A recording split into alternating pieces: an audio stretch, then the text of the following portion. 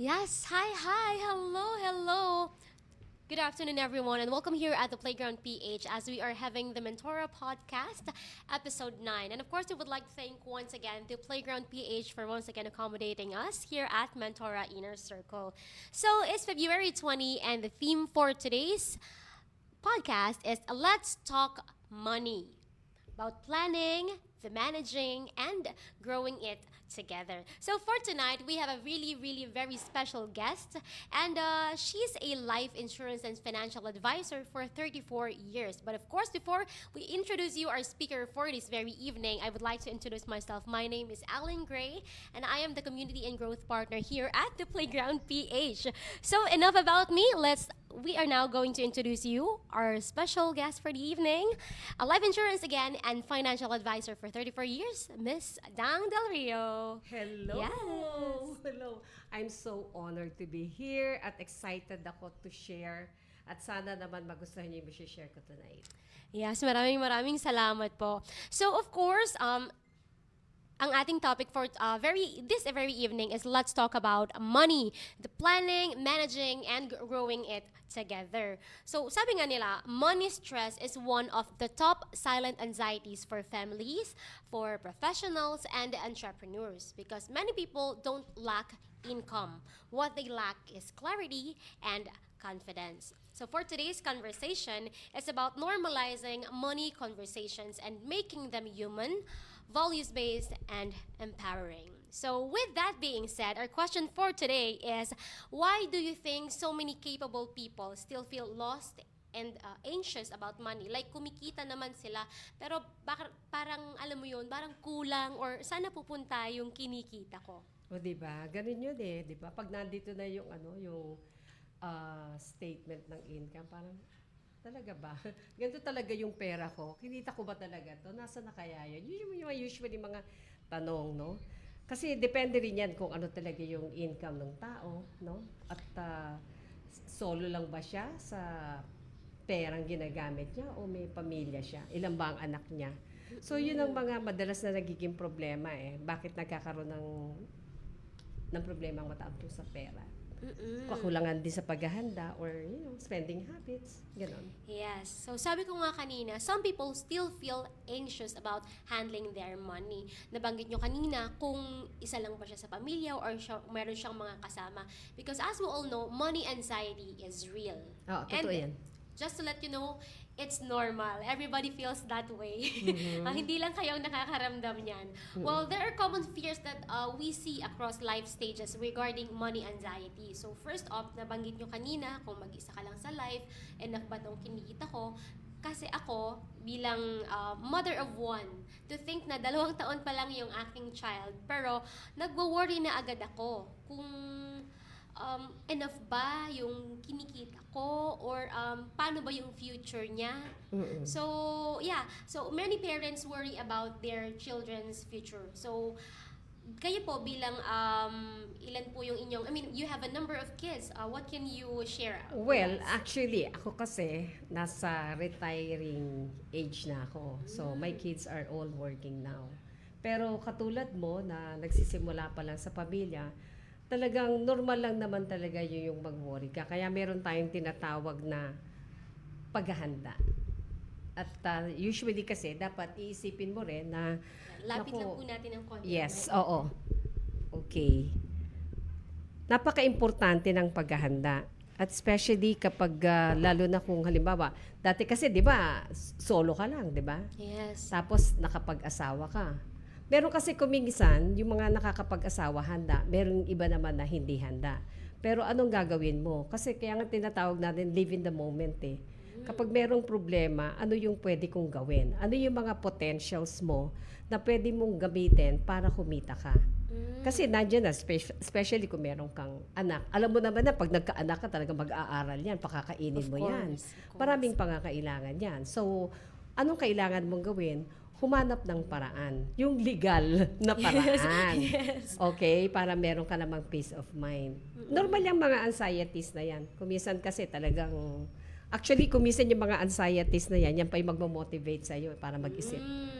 Yes. Tama naman po On si a Miss Lang positive way. doon. Yes, of course. And since nabanggit nyo nga po na you must tap those potentials, I remember lang yung conversation namin before ng aking husband. Hello sa aking wonderful husband. Oh, di ba?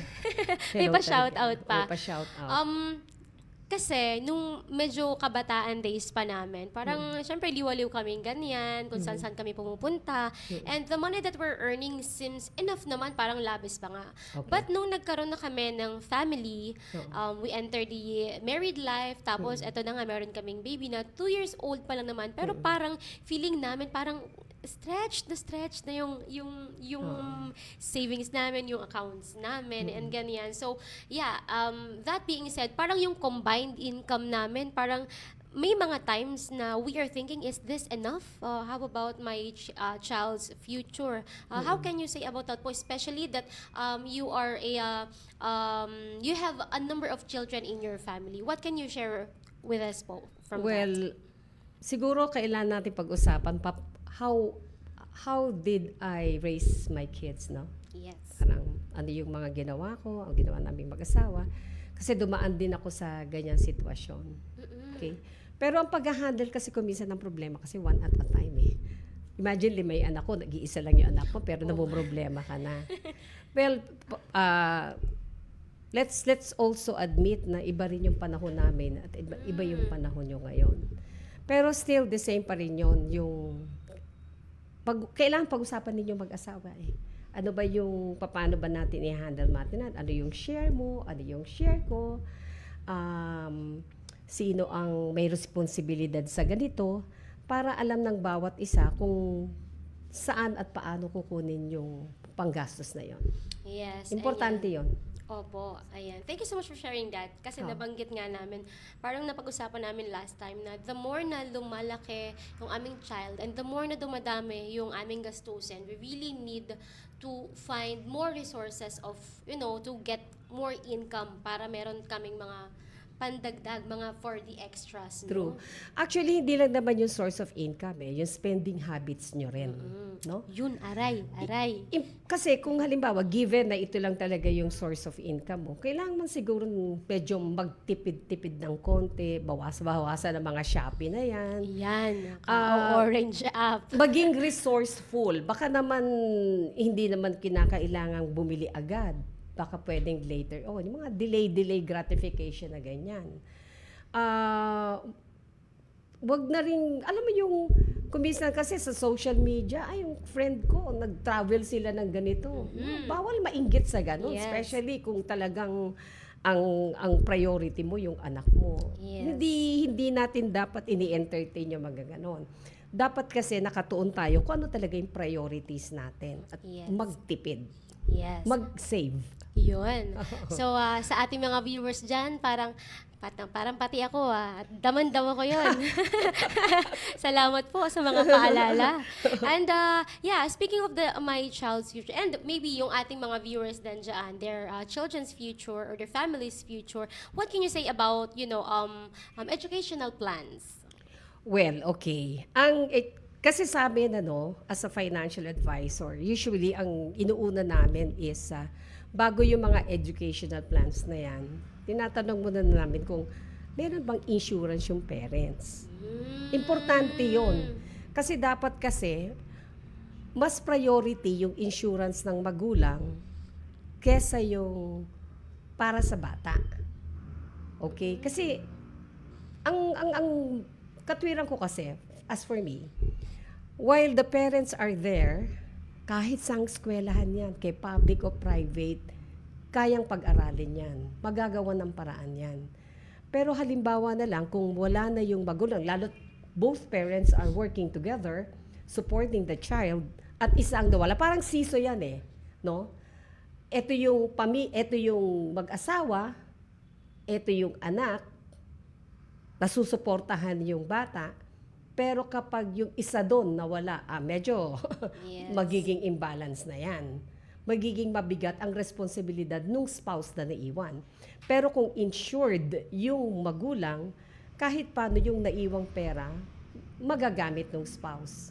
For example, for a business na additional source, or I think kung maganda naman yung insurance coverage for the next 2-3 years, kahit hindi makapagtrabaho agad yung spouse or makapaghanap ng additional income, kaya pa rin makapagbuhay ng anak.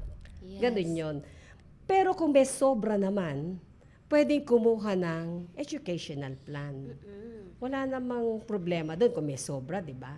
Kasi bakit may magandang educational plan yung bata? Kasi hindi natin talaga sure yung future. Kung pagdating niya ng high school or college, meron bang pangtustos para doon? Especially kung yung bata talagang eager na eager mag-aral.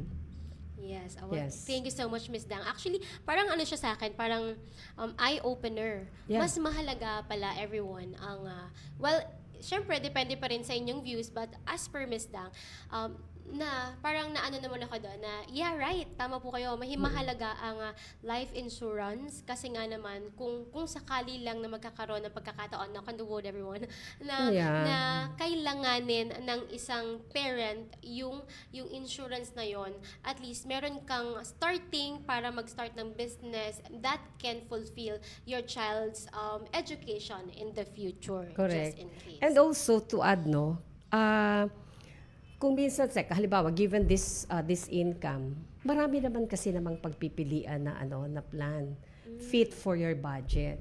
Hindi mo hindi mo kinakailangan na sobrang laki ng coverage kung ito lang naman ang kailangan mo. You can start with small coverage at pag-usapan ng maigi yan with your advisor kung ano yung mag-fit sa'yo.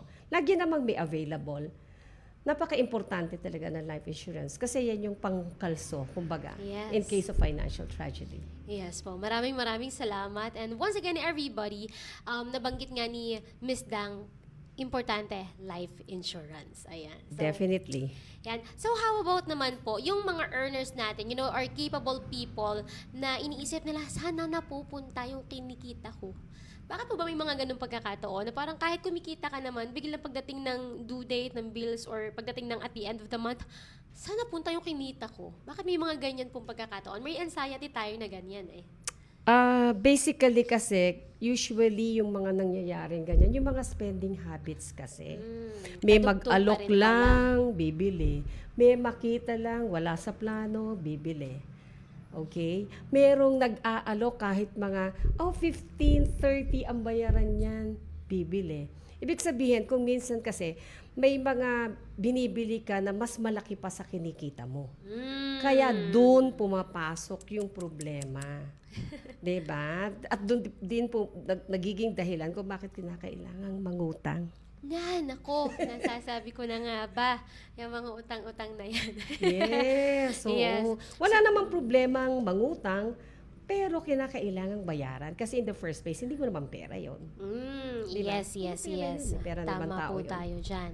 So, how about naman po, ayan, balikan natin later yung mga utang-utang. Kasi Ay. meron akong question about that for later eh. Okay. Pero how about muna, jump muna tayo dun sa mga pre-retirees na parang iniisip nila, gusto ko na mag-retire, pero is the money that I have right now enough for me to really retire? So, paano po yun? Well, ako kasi nasa retiring age na ako, no? At Mukhang hindi pa naman po. di ba? Thank you naman. Okay. Inaamin na yan, Kasi kailangan nating makapag-share ng maayos. Well, I practice what I know and what I sell, no?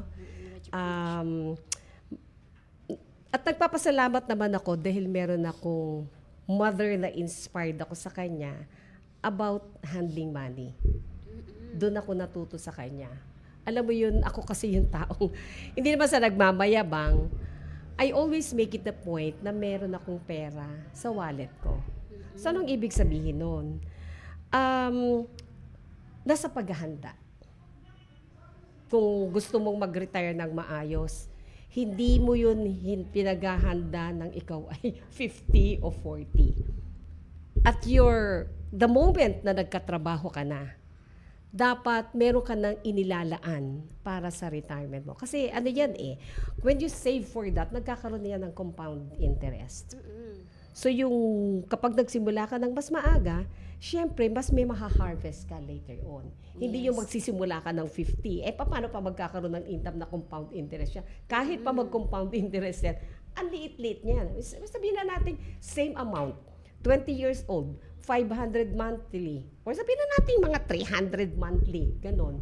Against for a person na nag-start ng 15 years old, 300 to 500 monthly. Sino mas malaking kikitain? Parehong Yes. amount pero ang tinatawag natin yung time horizon kasi. Yes. Meron po akong question. So, for the people as well who are watching din naman, you keep on mentioning compound interest. So, Yeah. can you expound that a little bit so everybody can, relate to what is compound interest Ang ibig about? kasi ng compound interest, yung pera mo na on a yearly basis, nagkakaroon niya ng interest, and then yung interest plus yung basic amount, nagkaka-interest uli. So yun, nagro-roll siya with interest yun sa pera mo. Kaya pagdating ng araw, yun yung income ng pera mo over the years. Okay po. Ito po ba if in the bank? Well, marami kasi pwedeng sa bangko, pwedeng sa mga investments, ganon. Depende yan kasi din sa risk appetite mo kung saan ka papasok. Ikaw ba'y conservative, moderate, aggressive? Pinag-aaralan yan. Lahat ng investment pinag-aaralan. Kaya para maintindihan mo bakit may ganon, bakit may ganyan, bakit nalugi, bakit kumita. Ganon. Naiintindihan lang yan. Yes, of course. And thank you so much for sharing that Yes. about compound interest. So, Oo. so right now, basahin ko lang yung ating mga comments. Ayan, Moon Gatan, watching live. Hi, Moon. Ayan. And Miss Mary Charlene Perez, hello, Miss Allen and Mentor Dang. I love the topic Yeah. about money. And of course, si Mentor Shodan San, ayan, love it. Maraming salamat. Thank and, you. ang aking friend na si Patch is also watching. Hi. Okay, so going back to our topic, I think a lot of not just the people right here sa ating vicinity, but also a lot of people na rin na watching sa ating live podcast are struggling with wanting, to get a credit card or like yung pagmamanage ng credit card. Kasi I know that some people say that credit cards are a friend. Pero once you mishandled using credit cards, it can be your greatest enemy. So what can you share about that po with us? Okay. Ang credit card, actually, okay yan. Okay yan. Friend talaga yan. Especially if you are using it for your basic needs. Kasi nadidelay yung payment no? And at the same time, you're going to use it for a business that nadidelay din yan. Kaya lang, dapat balanse din.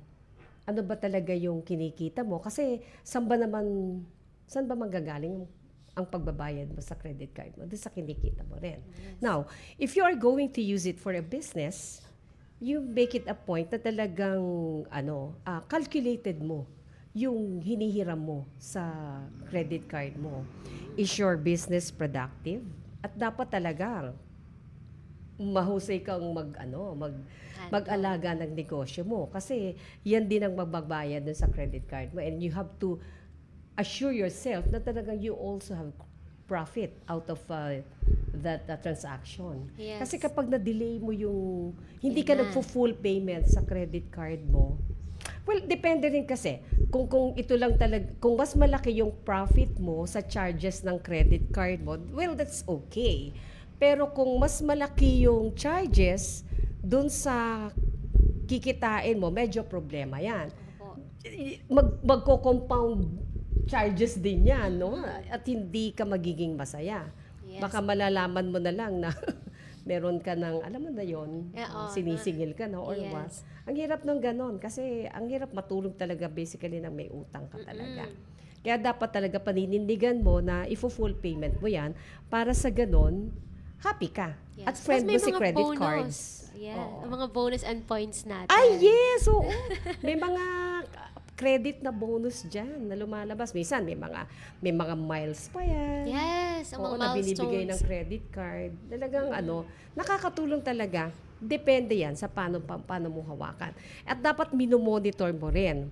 Bago pa dumating yung due date mo, dapat alam mo na yung statement mo. Yes, At opo. tsaka lagi mo ring minomonitor mo, tama ba yung pumapasok dun sa credit card ko, baka may sumisingit na scam dyan. Naku Hindi yung naman. bayad lang ng bayad. Kailangan thoroughly Yeah. check mo yung Oo. accounts mo. Kasi lumalabas naman yan sa email mo eh. Mm-mm. Ano yung mga ginastos mo, talaga bang ginastos mo talaga yan. Mm-mm. Plus yung mga credit scores na yun, pag tumataas, no, gumaganda yung Yeah. pangalan mo sa mga banks. No? Tsaka ang paggamit ng credit card, hindi yan hindi yan parang hala, hindi yan parang pag pumunta ka ng grocery, bili ka ng kahit ano, hindi yan libre, no? Babayaran mo yan. Oo, Yes. parang cash din yan, delayed lang. Yes. Yes. So, nabanggit nyo nga kanina na kapag ka, ang sarap matulog kapag ka ikaw ay walang masyadong pinagbabayaran. So, speaking of, mabalikan lang natin yung ating financial planning, no po. Some people, talagang nadidelay ang kanilang financial planning. Nabanggit nyo nga po kanina, there are going to be compound interest, whether late ka mag-start or early ka mag-start. So, what could be the reasons kung bakit nadidelay yung financial planning? Well, nadidelay or dapat kasi sa simula pa lang na kumikita ka na. Well, I would like to understand din yung mga bagong kumikita. Excited kasi sila di ba? Pag nakahawak sila ng pera, andun yung, ay, gusto ko itong bilhin, gusto ko ganyan. overwhelm. Overwhelm. Iba kasi yung panahon na kapag gumihingi ka sa parents mo, kailangan mo magpaalam, hindi mo pa alam kung bibigyan ka, kasi halimbawa kung marami kayong magkakapatid, hindi ba sa lahat ng pagkakataon, kada hingi mo, bibigyan ka ng parents mo. So, ngayon, pag nagkaroon ka na ng sweldo, ay, Sarap diba? pala. Ready, go. Gusto kong bilhin yung ganon, gusto bumili yung ganyan. Pwede siguro sa mga umpisa, no? Para One lang day masatisfy. millionaire, no? Pero sa totoo lang, kung talagang meron kang what you want to become after 5 years, after 10 years, after 15 years, after 20 years, mayroon kang clarity of direction. Para sa ganun, alam mo yung,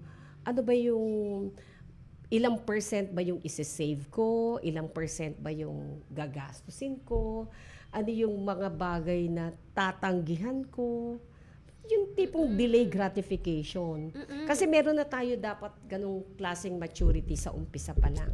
Para sa ganon, pag dumating tayo sa ganitong stage of life, handa ka. Yeah, so nabanggit nyo nga kanina pag dumating tayo sa ganung stage of life, dapat handa ka. Alam naman na natin kung anong stage of life na yon.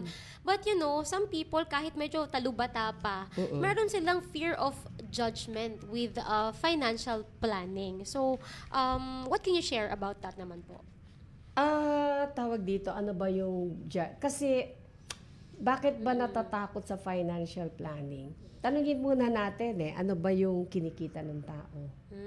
No? Baka naman yung mini-mover lang, halimbawa, tapos for example, mini-mover, tapos merong nag-iisang anak, ano nga ba yung financial plan mo doon? Kung tutuusin for 3 bills a day, Opo. kulang na kulang yun. Paano So pala bahagi ng siguro ng masasabi ko doon, lalo na kung hindi sapat ang pera, talagang maghahanap ka ng other source of income.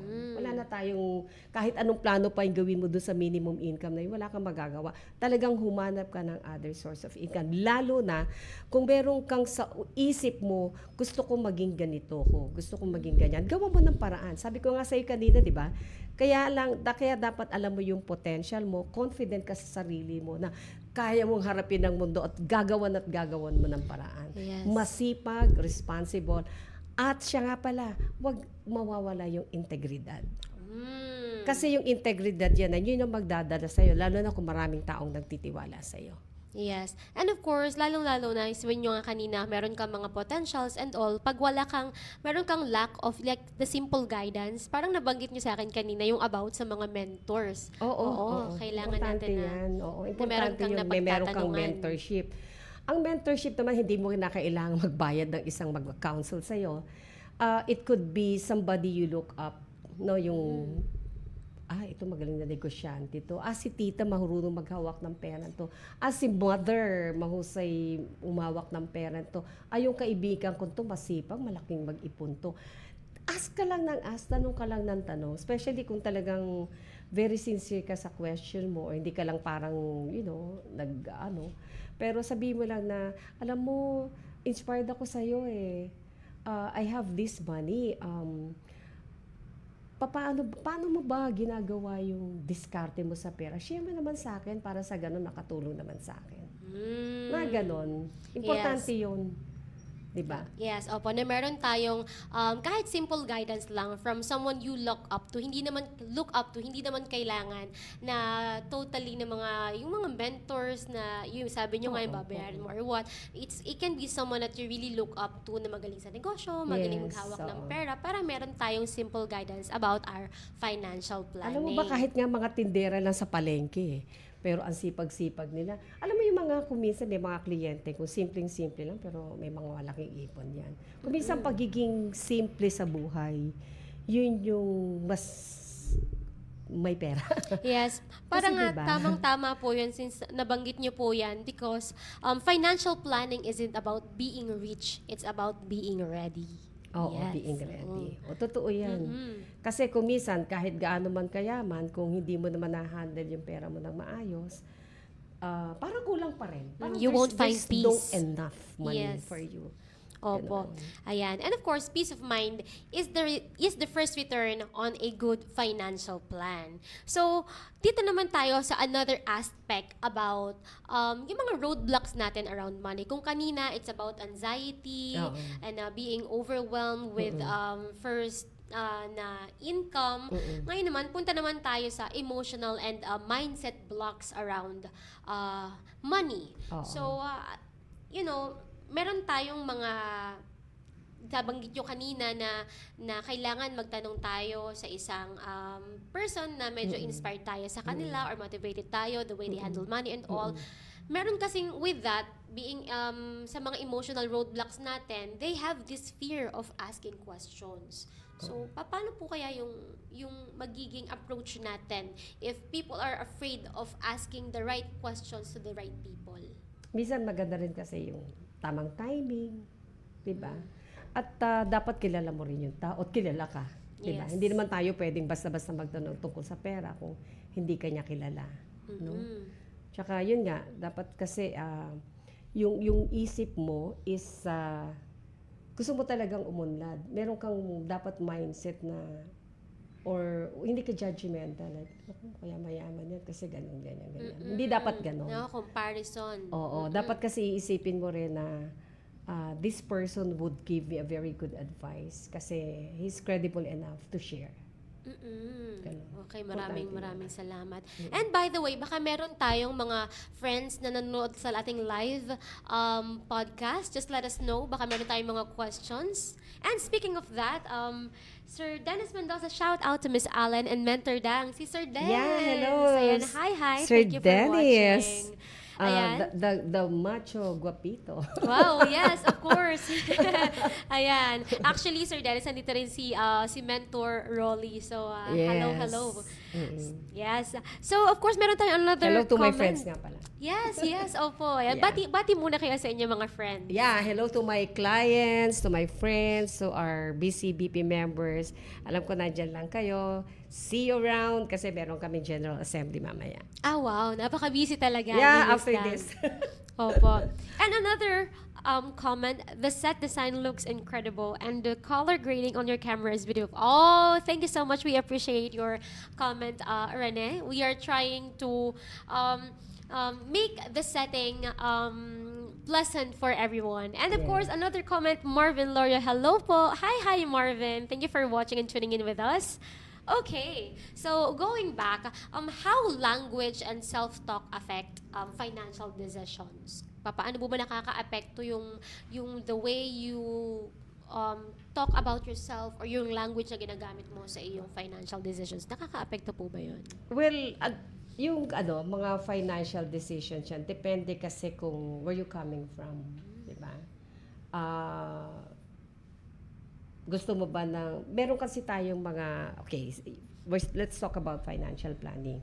Dapat kasi ina-assess mo rin yung sarili mo, pati yung mga, yung income source mo, ano yung goals mo, ano yung plano mo dun sa goals mo, kailangan bang, is it short term or long term? Ano yung mga activities na dapat mong gawin para ma-achieve mo yun?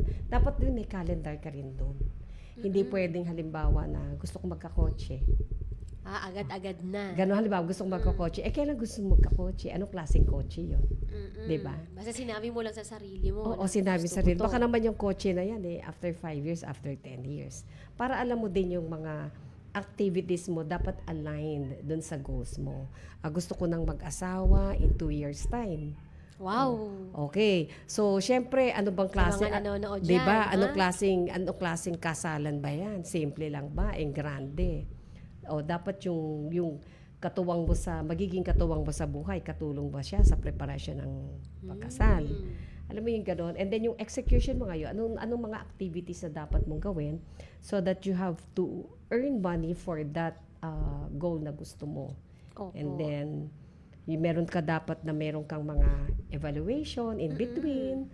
O teka muna, baka short na ako sa mga sa mga activities ko. Dapat yata, teka muna, yung medyo tinatamad yata akong araw na to parang na yata, this coming December 2026 ko na gustong magkakotse. Kulang pa yung budget ko. Yes. Pero meron pa rin na halimbawa, kung talagang ginawa mo na ang lahat, you have to do some adjustment. Para naman hindi mo pwedeng sabihin alam mo, hindi mo pwedeng masyadong sisihin basta ikaw pa naman kasi hindi mo ginawa Diba? Medyo i-forgive mo rin yung sarili mo. Yes. Pero kailangan, you stick to your goal. Kasi time is very limited. Alam mo yon. Yes po, opo naman. Even your physical body is, hindi laging energetic yan. And by the way, I'd like to add nga pala, aside from part of financial planning, I would recommend na talagang alagaan nyo rin yung sarili nyo. Yes. Kasi ikaw lang yan no? Ikaw lang yung gagawa ng paraan para ma-reach mo yung mga financial goals mo. Kaya Yes. dapat you must do something that you discipline yourself with very good meal planning. You must have exercise. If you need to have supplements, then go for it. May mga budget dyan.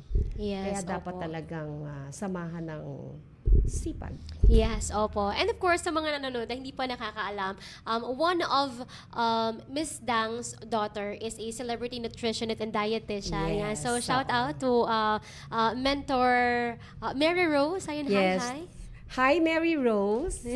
Yeah. So if you want to learn more about taking care of yourself, of course, watching about your nutritional intake, ayan, ang daughter po ni Miss Tang is celebrity nutritionist and dietitian, si Miss Mary Rose Del Rio. Actually, you can find talagang it on Facebook din. very helpful sa akin pagkakaroon ng isang anak na nutritionist and dietitian. And at the same time kasi, yung paniniwala, talagang mataas ang belief ko using supplements, lalo na sa edad kong ito. Na by the way, wala akong maintenance. Thank Uy. God. Yun. Opo. Well, going back, nabanggit niyo po kanina na there will be a time na you are going to like self-pity or blame yourself kapag medyo kinulang yung computation natin sa mga goals natin na dapat nating na-reach. So, why do you think confidence matter before strategy? Yeah. Importante yun. Kasi, dapat kasi alam mo yung kakayahan mo, yung potentials mo, yung gusto mo sa sarili mo. No? Your confidence on yourself Oo, and your na finances. Gagawin mo talaga yon.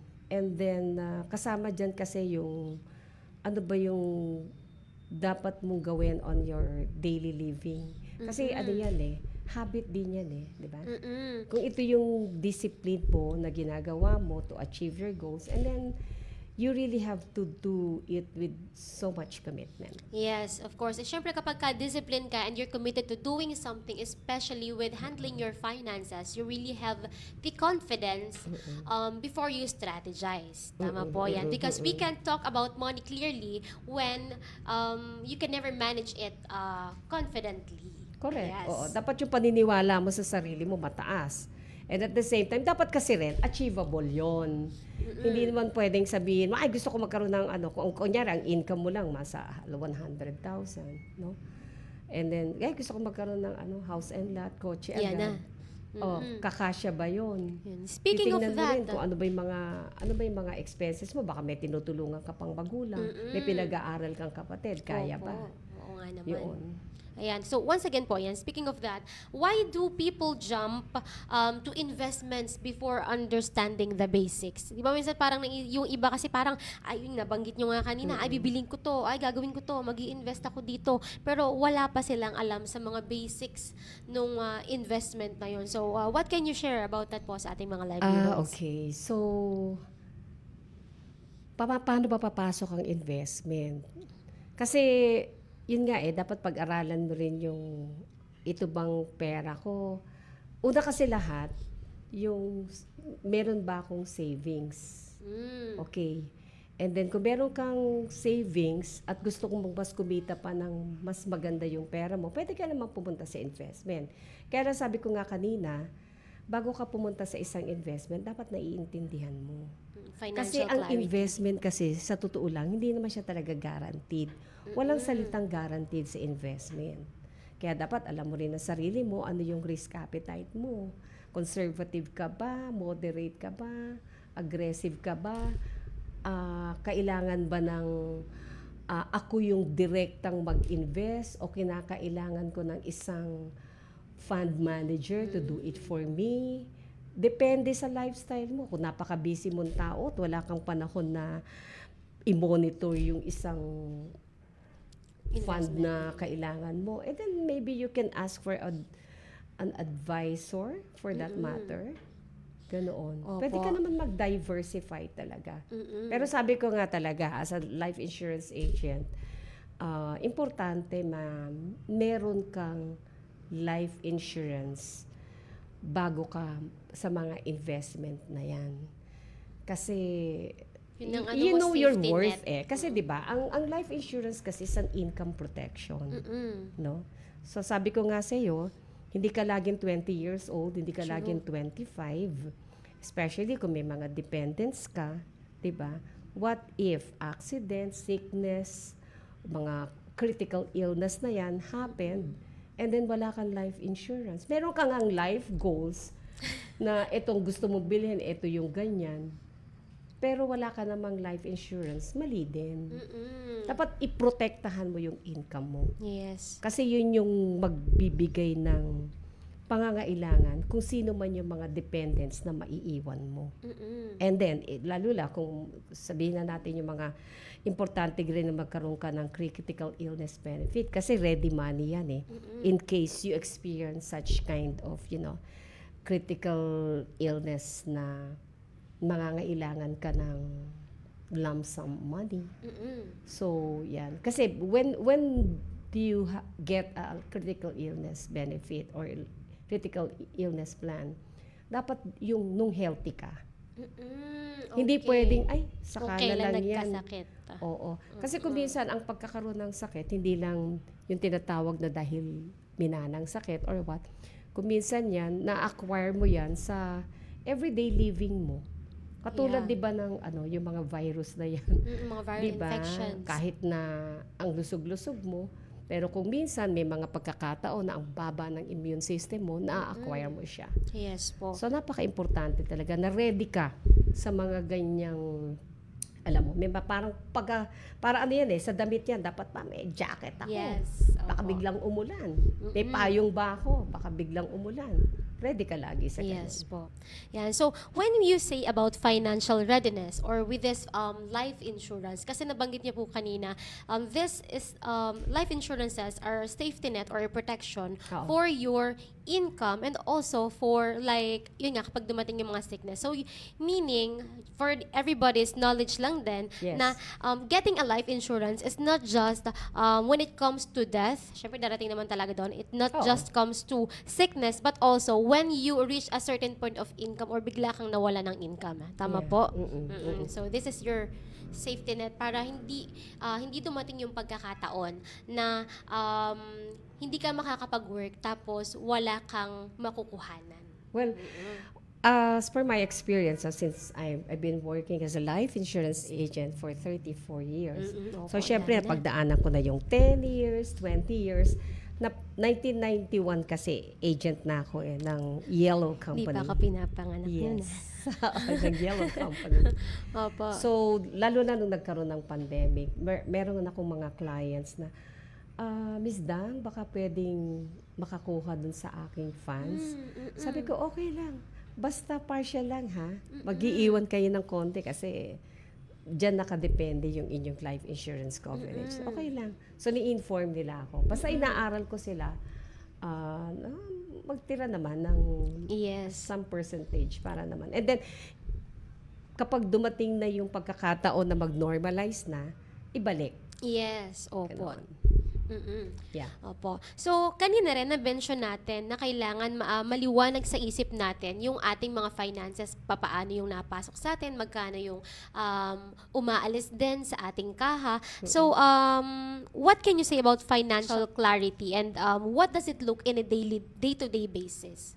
Ano bang itsura or papaano ba natin masasabi na meron tayong financial clarity on a daily basis? Yun nga. Pag meron kang financial planning, meron kang financial clarity. Kasi alam mo yung ina-assess mo yung income mo, saan mapupunta siya, ito yung inilalaan ko ba to? Kasi di ba meron tayong binabudget natin yung pera natin no? Given this income, nakakapag-save ba ako? Kung may credit card ka, nababayaran ko ba? Meron ba akong pangbayad? Kasi meron tayong tinatawag na di ba? Usong-uso na yung salitang Judith. Oo, yan na. Whether Sina you like it Judy. or not, talagang babayaran mo yung mga utilities nyo. Hindi ka naman pwedeng walang kuryente, hindi ka pwedeng walang Super free load internet, lang. no? Walang ganon. Lalo na internet, Diyos ko, hihiyaw lahat ng mga tao sa bahay pag nawawala. Staple na yan. Parang Correct, mandatory. oo. And then yung mga taxes mo, no? Paano mo ba yan mamiminimise legally? May paraan dyan. And yung mga, retirement mo, pinaghahandaan din yan. Yes. So talagang, Kailangan. yan, minomonitor mo, ina-assess mo, para malaman mo kung, okay na pala yung income ko sa ngayon. Kaya lang kasi, di ba, let's face it, no? Meron tayong tinatawag na inflation din. Naku naman. Dapat Yan na. kinukonsider mo yan. Yes. Lalo na halimbawa, meron kang anak na mag-aaral, no? True. Kung halimbawa, no, kung ang college ngayon, ganito ang tuition.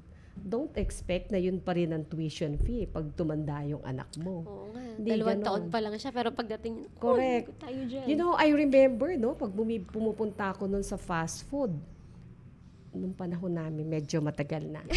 At 49 pesos, meron akong kanin at chicken. Magkano na ngayon with rice and chicken? Hindi na ganon. Kahapon nga, parang o-order kami ng rice. 25 pesos isang rice. 25 diba? Tatawa-tawa si Sir Rolly dun sa gilid. Kaya importante rin kung saan mo din ilalagay din yung pera mo. Ito bang paglalagyan kong investment na to?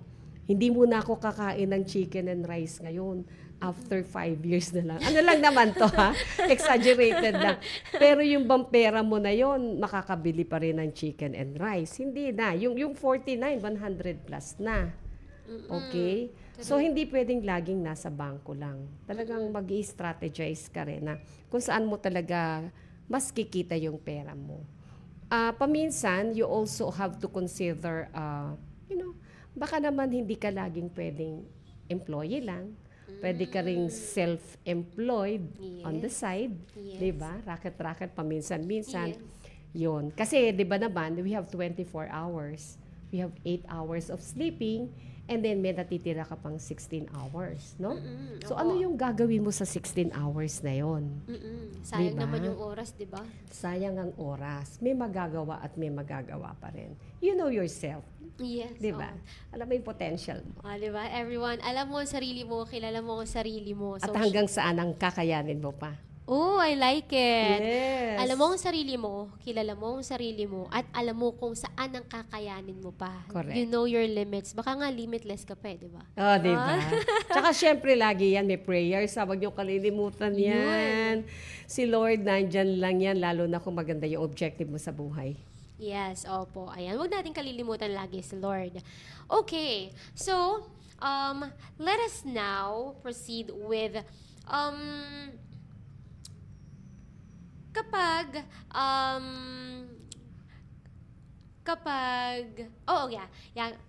Mumumustra na kasi yung ating mga friends Ah, dito eh. okay. Oo. Yes.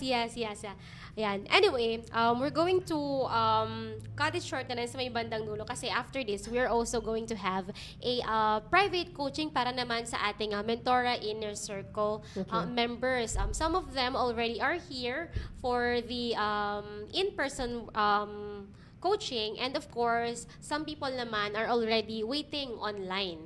Ayan, so for now let us proceed with money conversations at home and work.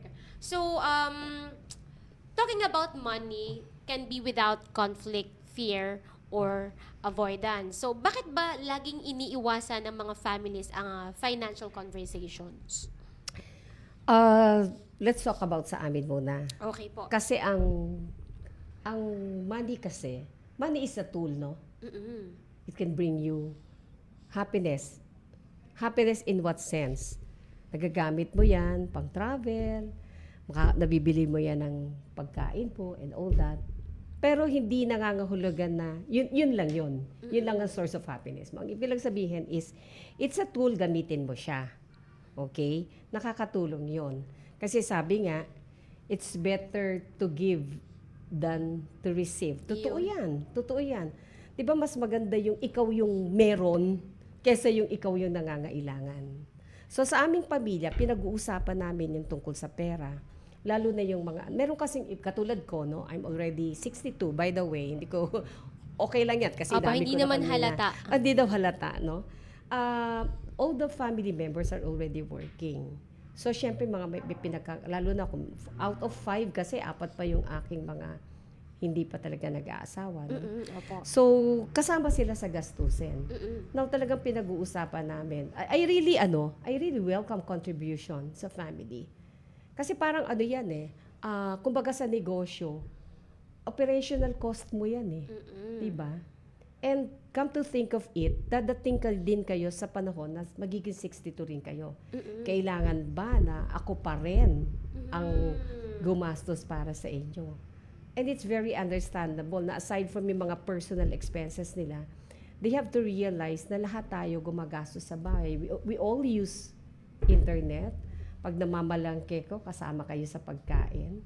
Ganoon and all that. Parang shared responsibility. Shared responsibilities. And they also have to think na we as parents, may mga pangangailangan na kami during our retirement. Yes. So kayo din, ganon. We have to also set example na actually, kung kami lang talaga dalawang mag-asawa, kaya-kaya naman namin. We don't need their share of contribution. Di namin kailangan yon.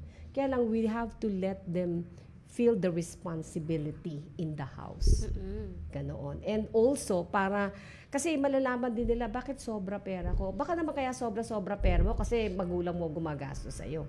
Para matuto rin silang mag-budget sa sarili nila. Yes. Hindi laging parang, hindi laging libre. Yes, of course. Yan. Hindi tayo pwede maging freeloader sa bahay ng ating mga magulang. Oo. Yes. And of course, by the way, sa ating team, siguro pwede nang mag-start din ng private coaching yung ating mga Mentora Inner Circle members na already there.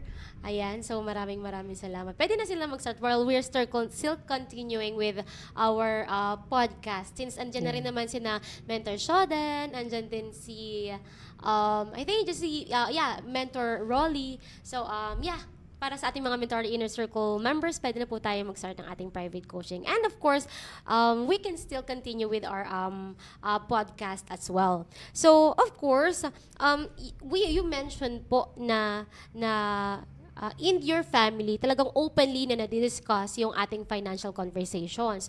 So, how about naman po sa mga family na they are having a hard time involving partners and children appropriately in the conversation about the finances?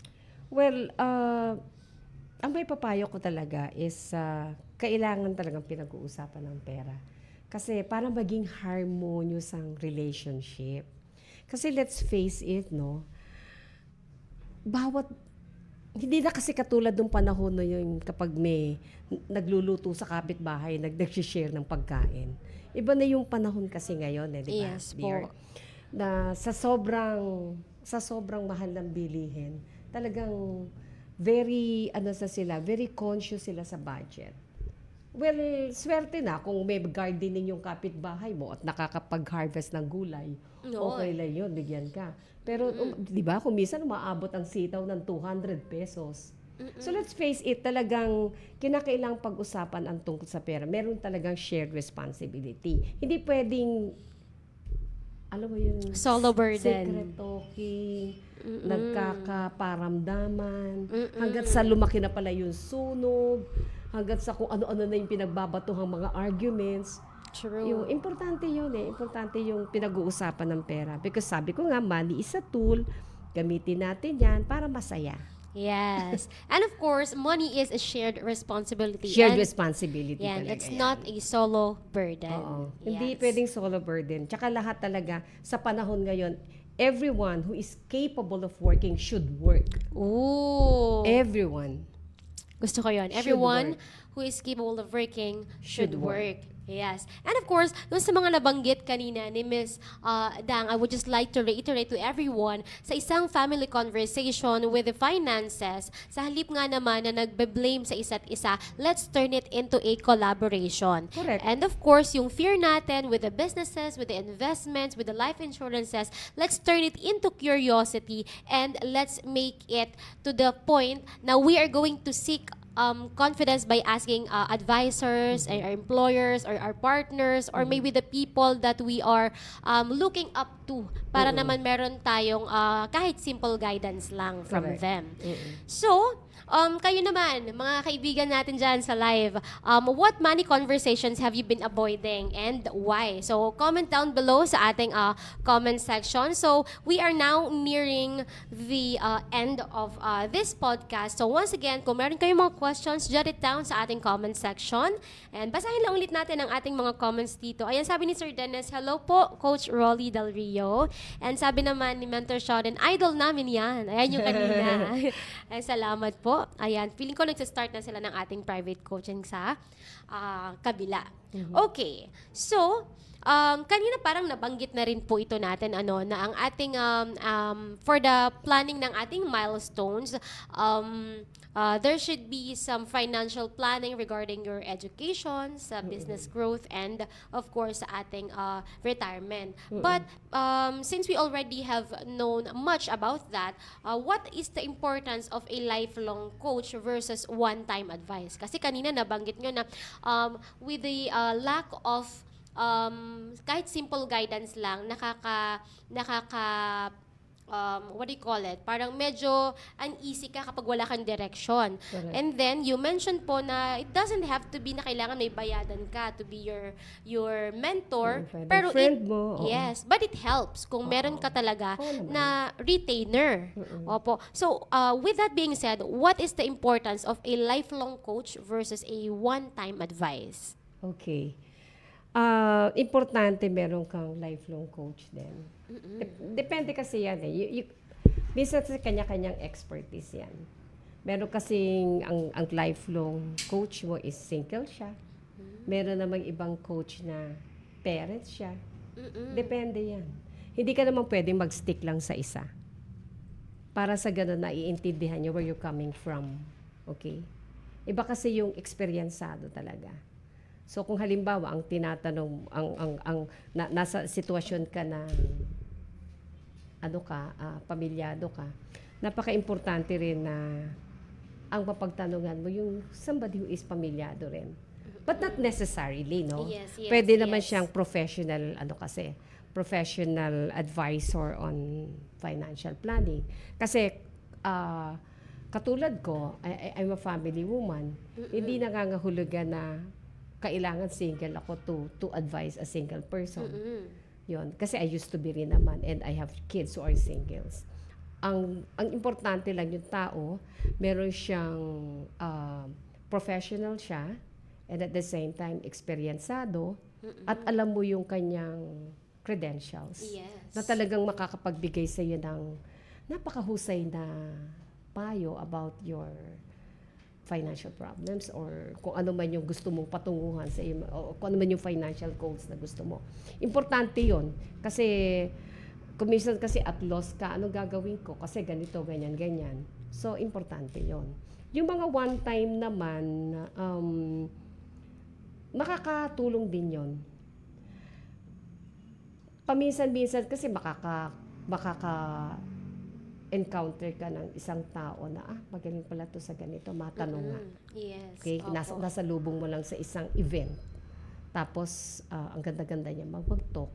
And then you have a chance to talk to him. Pwede naman yon. Opo.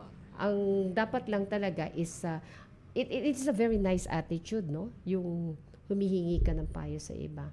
So, it really, really helps. Opo. It really You helps. have this room for improvement for yourself. Of course. Opo. Kasi, marami silang mga nakakausap na tao. Somehow, may kahawig tong sitwasyon na to. Pwede kong maibigay sa kanya. Pero sabi nga, hindi naman alam naman natin sa lahat ng pagkakataon naman, hindi lahat ng mga pinapayo sinusunod mo. Yes. Tinitingnan mo rin, akma ba yun sa'yo? Sa sitwasyon mo? And kung sa tingin mo naman is napakaganda ng advice niya, sundin mo naman. Kasi Yes. sayang naman, lumapit ka na sa tao, tapos hindi mo rin pala susundin. Yes, Okay? opo. And dapat talaga rin, open ka and sincere sa binibigay mong statement sa kanya. Yes, of course. Okay, so before you finally end our set, we have some question and answer. So what's the first step someone should take if they feel lost financially? Unang step po kapag feel nila na na-stress na ako sa finances ko. Well, yun nga, sinabi mo kanina na mag-seek ka ng financial advice from a professional or somebody you look up to, na alam mo talagang nandun siya sa field na yon. Hindi pwede yung basta friend lang, ha? Baka mami yung friend mo may problema din na katulad mo. Dapat talaga yung credible, may Yes. credential, may experience, mas matanda sa'yo normally. Ganoon. Talagang, tsaka nakita mo talaga umuunlad ang buhay. Yes, so nakakaangat-angat sa Talagang Out umuunlad of ang buhay. friends. Kasi kung yung hihingan mo ng payo, hindi rin may- umuusad ang buhay. shaky. Ano naman? Di ba? Oo. Yung talagang nakikita mo, wow, ano kaya ang sikreto ng taon to? Bakit kaya? Okay. So, tsaka, maganda rin yung meron kang iba-ibang, pinanggagalingan. Yes, At of tsaka yung course. sa social media na, isa pa yan. Tingnan mo rin yung nakukuha mong information dyan. Hindi basta-basta yan na. pupulot ka lang. Yes, Diba? opo. Tsaka maganda rin yung, hindi lang basta mula sa tao, magbasa-basa ka rin ng libro. Yes. Books na very helpful. And, di ba, nasa mentora tayo. Yes. Attend ng mga Yan. seminars na binibigay ng mentora. Yes, ating mga workshops ang ating mga workshops natin. coachings. Nakakatulong po yan. Yes. So, how about this other question? How do you rebuild confidence after a financial mistake? Yan. Ako. Confidence. Alam mo, wala naman talagang tayong choice kundi bumangon. When you hit rock bottom, the only way is up. Bangon lang ng bangon. Ang mistakes kasi nandyan lang yan. Pero para ulitin mo yung mistakes na yon, mali na yon. Kailangan we learn from our mistakes. Okay? Hindi naman lahat ng mga rich guys dyan or lahat sila naka-experience ng Rock mistakes. bottom, yeah. At pag-aaralan mo kung paano maiwasan yon. Ano ba yung pagkakamali kong yun? Bakit nga ba? Baka kasi mamaya yung iba, because of their past mistakes with their finances, diskumpiyado na ba sila? Parang nawala ng confidence, oh my God, eto na naman yung another pagsubok na to. What will I do? So, One after another, subok lang ng subok. Kaya lang kasi kuminsan yung sinusubukan mo, dapat calculated mo ba? Hindi naman lahat ng may lumapit sa'yo, alokin sa'yo. Actually, sa totoo lang, marami talagang opportunities. It's just mamimili-mili ka rin. Akma ba yan sa'yo? Nasa, ba yan? Passion ko ba yan? Kaya ko ba yan? May kakayahan ba akong gawin yan? Papaninindigan ko ba yan? Come high and low tide, magagawan ko ba ng paraan yan? Pwede nga i-assess. Meron ba akong support system para diyan? Meron bang maayos ba yung circle of people na makakasalamuha ko diyan? 'Di ba? Importante yung tinatanong mo kung anong uri ng mga tao yung makakasama mo.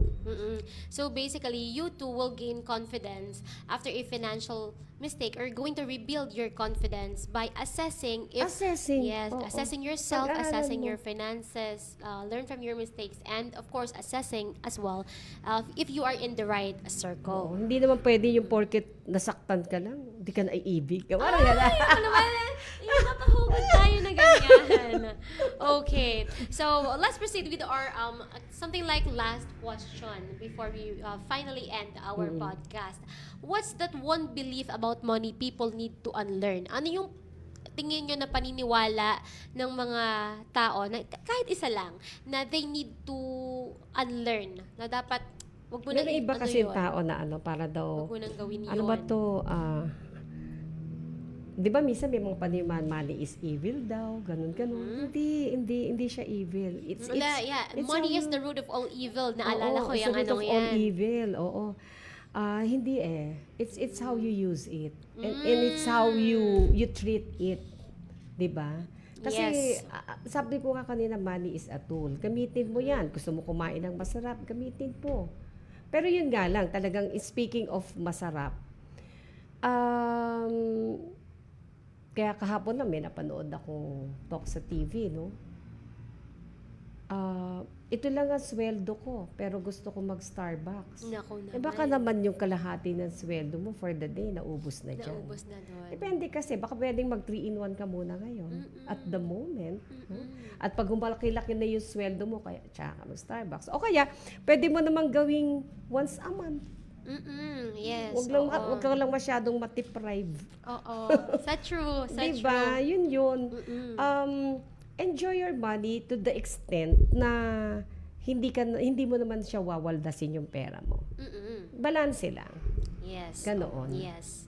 Money is always a friend. Yes. So, alam nyo na guys, yung sinasabi natin na before na money is the root of all evil. So, ngayon napatunayan natin as per Miss Dang that money is a friend. It's just that you need to know how to use it and how you treat it. Parang ano din lang, condemn the act, not the actor of it. So, Yes. condemn whatever you treat or you do with your money and don't condemn your money. By Allen ba yan? Yes. Tsaka yun naman, kailangan pala natin asama din sa ating financial planning. Huwag din kalimutan na meron tayong mga charitable acts din. Yes, Dapat of meron din course. tayong magbigay sa kapwa natin.